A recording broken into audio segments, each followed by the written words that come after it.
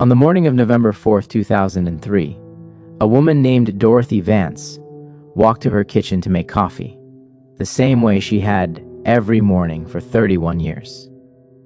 She lived at 16 Maple Creek Road in Millhaven, Ohio. The house next door, number 14, belonged to the Harmon family. Dorothy had known them for 9 years. She knew their schedules. She knew which lights they left on. She knew the sound of David's car backing out of the driveway at 7:15 every morning. That morning, the car was still there. She thought nothing of it at first. People sleep in. People change their routines. But by 10 a.m., the kitchen light that had been on all night was still on, and no one had come out to collect the newspaper from the front step. Dorothy Vance stood at her window for a long moment.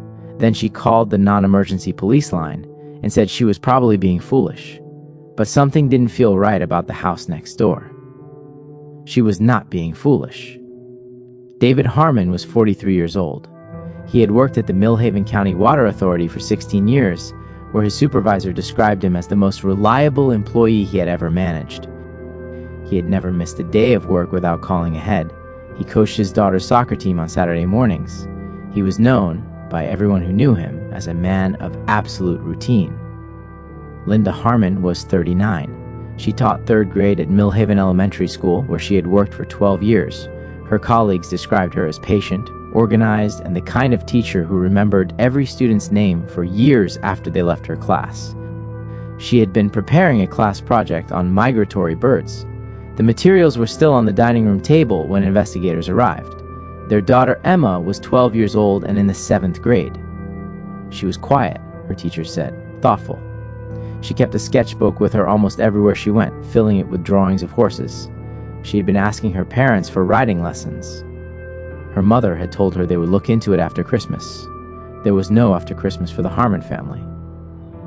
Detective Ray Caulfield arrived at 14 Maple Creek Road at 9:14 a.m. He'd been with the Millhaven Police Department for 22 years, the last 14 as a detective in the Serious Crimes Unit. He had worked murders, disappearances, domestic violence cases, and everything in between. He told a colleague years later that he knew something was deeply wrong before he even got out of the car. He couldn't explain it precisely. He said the house had a quality that he had learned, over 2 decades, to pay attention to. A stillness that was different from ordinary quiet. He knocked, he called out, he waited. He walked the perimeter of the property. Every window was latched shut from the inside. The back door was bolted. He returned to the front door and examined it carefully. The deadbolt had been engaged, not from the outside with a key, from the inside by hand. Someone had locked that door from within the house, and then, apparently, ceased to exist. With Dorothy Vance's statement and no response from the occupants, Caulfield had sufficient grounds to enter. The door was opened at 9:47 a.m. What he found inside was, in some ways, more disturbing than anything he had expected to find. He had prepared himself, he later said, for something violent, for evidence of a struggle, for the worst version of what a locked house and a missing family might mean. Instead, he found an ordinary Tuesday morning that had simply been abandoned. The dishes from the previous evening's dinner were in the drying rack beside the sink. A cup of coffee sat on the kitchen table, still half full, long cold.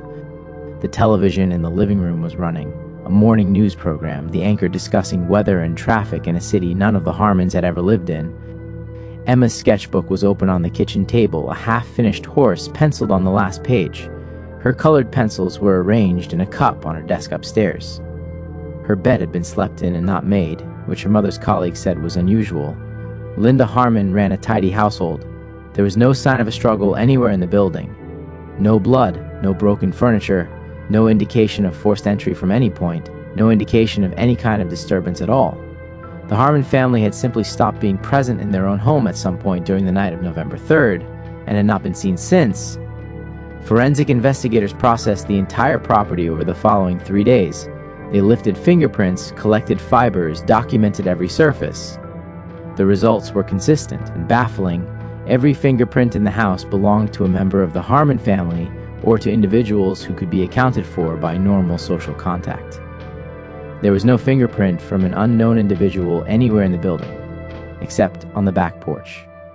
On the 3rd day of the forensic sweep, an investigator processing the rear of the property found a boot print on the worn wooden planking of the back porch.